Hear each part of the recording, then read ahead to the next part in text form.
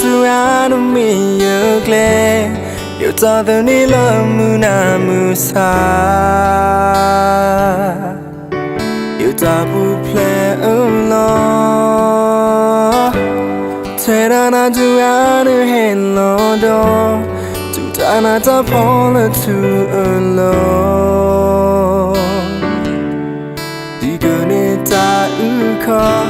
akota mi ta de so to the glow winner the so polo my queen father mu ta le gle sunya mi to me luna you le yet to things name deep dollar oh yeah girl, can you hack yeah? So to my naya, you da quenya.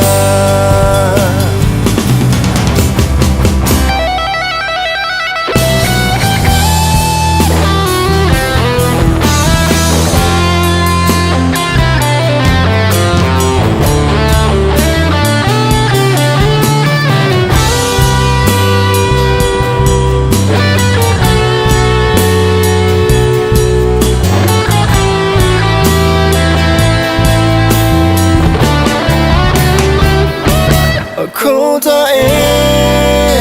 mi ta de so to lo to the glow winner the so polo my queen father mu ta le gle sunya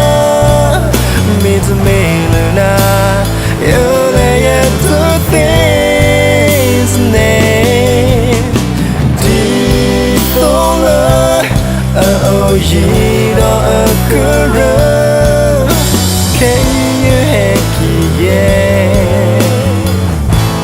so to back in there you da quenya the moon darling to me luna you lay it to things name deep dollar oh yeah a girl can you hack yeah so to my nation you da quenya to lo makineya you da quenya